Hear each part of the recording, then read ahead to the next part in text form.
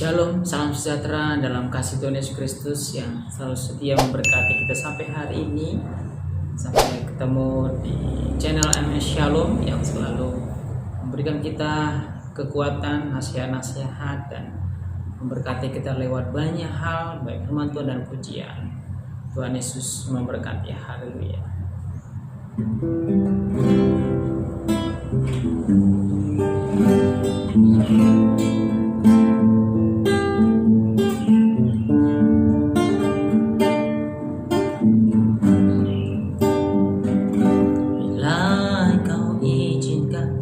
Sesuatu terjadi, ku percaya semua untuk kebaikanku. Bila nanti telah tiba waktumu, ku percaya kuasa-Mu memulihkan hidupku.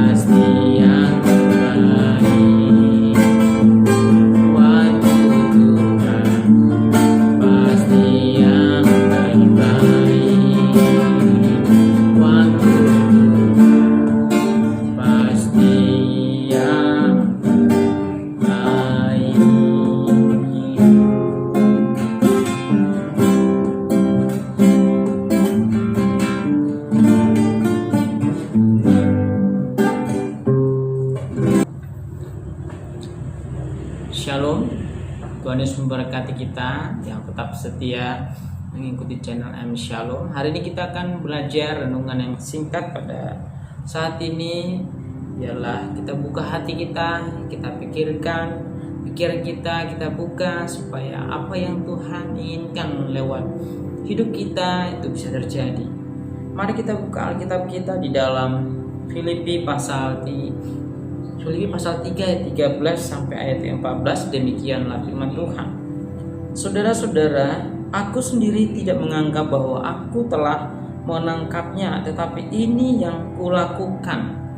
Aku melupakan apa yang telah di belakangku dan mengarahkan diri kepada apa yang ada di hadapanku, dan berlari-lari kepada tujuan untuk memperoleh hadiah, yaitu panggilan surgawi dari Allah dalam Kristus Yesus.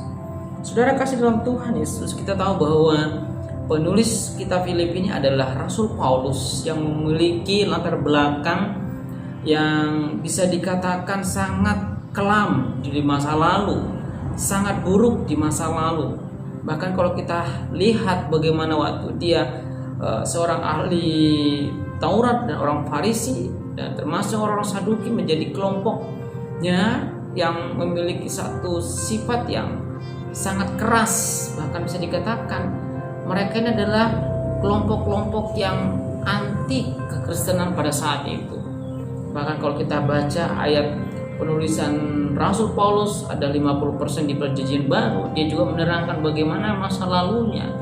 Dia memiliki satu keinginan yang selalu ingin memenjara dan ingin membunuh dan ingin membuat orang-orang Kristen pada dahulu di masa lalunya supaya orang-orang Kristen mengalami penderitaan dan tidak memberitakan Injil. Namun hal yang sangat luar biasa adalah menjadi hal yang sangat indah, di mana dia telah dipanggil Allah, dipanggil oleh Tuhan Yesus, bahkan dipilih menjadi alatnya. Saudara kasih dalam Tuhan Yesus, dalam kehidupan orang-orang secara pribadi, tidak ada yang bisa mengetahui apa yang akan terjadi ke depan. Mungkin saat ini dia menjadi seorang yang anti Kristen, atau mungkin saat ini dia menjadi seorang yang anti tentang gereja, yang sangat anti tentang kekristenan, kerohanian. Tetapi jikalau pada saatnya Tuhan benar-benar menjamah, benar-benar memilih dan memanggil dia, maka segala sesuatu yang mustahil bagi Tuhan tiada mustahil. Dan kita belajar bagaimana Rasul Paulus menuliskan kepada jemaat di Filipi supaya mereka jangan menganggap enteng tentang dosa di masa lalu. Jangan menganggap mudah tentang kesalahan-kesalahan di masa lalu. Sekarang ini saya akan membawa satu tema yang sangat sederhana, adalah dosa masa lalu menjadi musuh di masa depan. Makanya sering sekali kita lihat banyak orang hidup dalam kegagalan terus-menerus karena terperangkap dengan kegagalan masa lalu. Padahal kita harus hidup dengan visi di masa depan. Nah, di dalam ayat ini dari penulisan Rasul Paulus ini, saya mengambil ada beberapa poin yang sangat penting yang akan kita pelajari dan yang akan kita renungkan dan yang akan kita lakukan supaya kita melihat masa depan dan kita meraih masa depan, mahkota kehidupan di dalam Kristus Yesus. Yang pertama adalah yang harus kita pahami adalah melakukan, yaitu melupakan dosa dan kesalahan di masa lalu.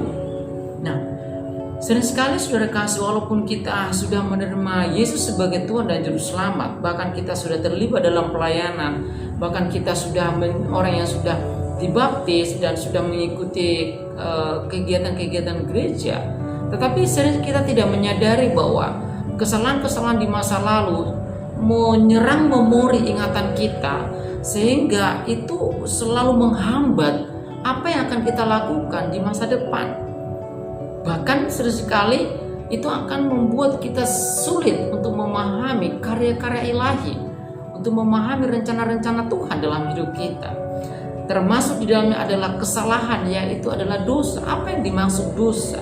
Dosa itu berbicara tentang segala sesuatu yang kita lakukan, yang kita pikirkan, semuanya itu yang bertentangan dengan firman, yang bertentangan dengan Injil, kabar baik dari Kristus.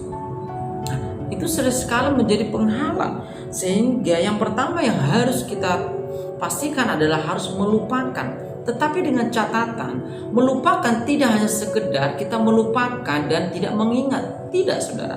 Tetapi harus ada menjadi satu komitmen di mana apa yang menjadi prinsip dasar sehingga bisa kita melupakan dosa dan kesalahan itu, yaitu adalah kita harus mengambil satu komitmen karena dosa dan kesalahan di masa lalu sudah dihapuskan ataupun ditebus oleh darah Kristus di kayu salib. Kita baca di dalam 1 Petrus pasal 1 ayat 18 dan 19, firman Tuhan berkata demikian. Sebab kamu tahu bahwa kamu telah ditebus dari cara hidupmu yang sia-sia, yang kamu warisi dari nenek moyangmu itu bukanlah dengan barang yang fana, bukan pula dengan perak atau emas, melainkan dengan darah yang mahal, yaitu darah Kristus yang sama seperti darah anak domba yang tak bernoda dan tak bercacat. Jadi harus kita mengerti bahwa dosa dan kesalahan dan kegagalan yang kita alami di masa lalu itu bisa terkubur, itu bisa dilupakan, itu bisa diselesaikan bukan karena semata-mata kita tidak ingat ataupun melupakan dengan cara kita, tidak, tetapi karena ada satu perjanjian, darah di mana Yesus Kristus mati di kayu salib dengan menghapus setiap dosa lewat kematiannya. Oleh karena itu, itulah yang menjadi kemenangan kekristenan untuk bisa melupakan. Jadi tidak hanya sekedar kita tidak mengingat, tetapi ada dasar perjanjian darah oleh darah Kristus di kayu salib, sehingga dosa di masa lalu telah dikubur, telah dihapus, telah ditebus oleh darah Kristus, sehingga kita sekarang menjadi manusia yang baru. Jadi itu harus dicatat dengan baik-baik.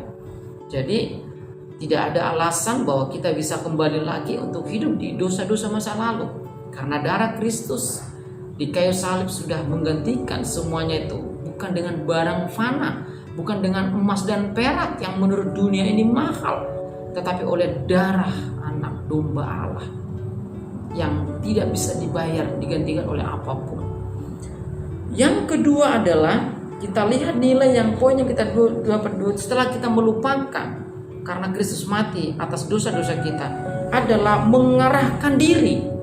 Kalau kita baca tadi mengarahkan diri kepada panggilan surgawi itu lebih tepatnya. Mengarahkan diri yang dimaksud di sini adalah mencoba mengubah mindset ataupun mengubah sudut pandang tentang masa depan. Jadi kalau kita sudah masuk menerima Kristus sebagai Tuhan dan Juru Selamat kita, setelah kita melupakan masa lalu, kita harus juga mengubah cara berpikir. Cara pandang kita harus berubah. Yang dulunya kita berpikiran lebih condong, lebih cenderung kepada duniawi dan keinginan-keinginan duniawi. Nah sekarang kita harus mengubah mindset kita. Kita harus mengubah cara pandang kita. Harus memikirkan tentang perkara-perkara surgawi. Kita lihat di dalam Kolose pasal 3 ayat 1 dan 2 firman Tuhan berkata demikian. Karena itu kalau kamu dibangkitkan bersama dengan Kristus, carilah perkara yang di atas, di mana Kristus ada duduk di sebelah kanan Allah. Pikirkanlah perkara yang di atas, bukan yang di bumi. Apa yang dimaksud dari firman Tuhan? Apakah kita memang seakan-akan tidak hidup di bumi? Bukan. Tetapi yang dimaksud di sini adalah prioritas. Prioritas itu adalah yang pertama yang kita harus pikirkan adalah perkara-perkara surgawi, perkara-perkara dalam Kristus. Kenapa? Karena Kristus adalah sumber damai sejahtera, karena Kristus adalah sumber hikmat, karena Kristus adalah sumber segala sesuatu yang kita butuhkan dalam dunia ini. Sehingga waktu kita sudah memprioritaskan itu, saya percaya dan yakin masalah-masalah persoalan apapun yang terjadi dalam dunia ini, bahkan apapun yang sedang kita rancang dan rencanakan di dunia ini, maka Tuhan akan mengarahkan kita untuk berpikir, untuk cerdas, untuk kreatif, untuk berpikir dengan produktif. Oleh karena itu harus diubah mindsetnya, harus diubah cara berpikir. Yang selama ini kita berpikiran dulu tentang bagaimana mencari uang, bagaimana menjadi kaya, baru mencari gereja, baru mencari Tuhan. Nah, itu salah. Sekarang cari dulu kerajaan Allah, baru kita akan ditambahkan yang lainnya. Baru kita akan mulai memikir bagaimana pekerjaan kita berjalan dengan baik, bagaimana kesejahteraan kota kita, bagaimana kesejahteraan keluarga kita. Tetapi pertama harus kita pikirkan dulu ada perkara-perkara surgawi. Jadi mengubah mindset. Yang ketiga, yang terakhir adalah bertindak sesuai dengan kehendak Tuhan. Itu adalah bertindak dengan respon yang benar dan bertindak dengan cara yang benar. Kita lihat di dalam Yosua pasal 1 ayat 8 firman Tuhan berkata demikian. Janganlah engkau janganlah engkau lupa memperkatakan kitab Taurat ini, tetapi renungkanlah itu siang dan malam supaya engkau bertindak hati-hati sesuai dengan segala yang tertulis di dalamnya. Yang tertulis dalamnya, sebab dengan demikian perjalananmu akan berhasil dan engkau akan beruntung. Tindakan apa yang kita lakukan sesuai dengan kehendak Allah adalah harus bertindak dengan memperkatakan firman Tuhan. Setelah kita merenungkan, memikirkan, dan kita bertindak dengan memperkatakan firman Tuhan, tujuannya adalah supaya setiap apa yang kita renungkan dari firman Tuhan dan kita perkatakan akan menuntun kita dengan bertindak hati-hati, sehingga apapun yang kita kerjakan selalu dibuat berhasil. Kata berhasil ini tidak selalu mengarah kepada kesuksesan yang dipandang oleh dunia tentang materi dengan harta kekayaan, tidak. Tapi lebih kepada bagaimana kita bisa mengelola kepercayaan yang Tuhan percayakan kepada kita. Mungkin menjadi seorang leader di dalam perusahaan, mungkin seorang sebagai karyawan di dalam perusahaan, atau mungkin sebagai pekerja apapun. Kita diberikan hikmat cara mengelola dengan sangat tepat dan sangat bijaksana, sehingga semuanya bisa teratur karena sesuai dengan firman Tuhan. Nah, kita lihat juga di ayat yang lain dikatakan Matius pasal 25 ayat 22 sampai 23 bagaimana Tuhan Yesus waktu menjadi perumpamaan yang mempercayakan seorang tuan kepada hambanya diberikan talenta. Ada talenta 1, 2, dan 5. Dan kita lihat yang melakukan firman itu sesuai dengan kehendak Tuhan, yang melakukan perintah itu sesuai dengan perintah tuannya. Tuhan itu adalah Yesus Kristus. Maka dikatakan bahwa dia telah menyelesaikan pekerjaannya dengan tanggung jawab. Dan yang paling luar biasa dikatakan Tuhan mempersilakan dan memberikan dia tempat yang sangat baik. Karena dikatakan di dalam pasal yang 23, maka kata tuannya itu kepadanya, baik sekali perbuatanmu itu, hai hambaku yang baik, setia. Engkau telah setia memikul tanggung jawab dalam perkara yang kecil. Aku akan memberikan kepadamu tanggung jawab dalam perkara yang besar. Masuklah dan turutlah dalam kebahagiaan Tuhan. Dan yang terakhir yang tadi kita lihat bahwa yang kita lakukan adalah tindakan sesuai kehendak Allah, supaya kita berhasil bisa mengelola kepercayaan dalam setiap usaha pekerjaan kita. Maka kita harus melakukan sesuai dengan kehendak Allah lewat firman Tuhan. Dan yang luar biasa lagi, kita akan diberikan kesetiaan. Dan saat kita melakukan itu dengan tanggung jawab dalam perkara yang kecil, maka Tuhan juga akan memberikan kita kepada perkara-perkara yang besar. Biarlah renungan singkat ini memberkati kita, sehingga masa lalu apapun dan sekelam apapun di masa lalu itu tidak akan menjadi bisa menghantui, menggagali kita lagi, karena kita tahu bahwa masa lalu kita sudah dihapus di dalam perjanjian darah dengan Kristus di kayu salib. Dan kita juga mengubah cara pandang kita dengan cara pandang perkara-perkara Kristus. Dan yang terakhir adalah karena kita melakukan kehendak Allah, sehingga masa depan yang penuh harapan dan meraih mahkota panggilan surgawi ada di tangan kita sebagai orang-orang Kristen yang benar responnya terhadap firman.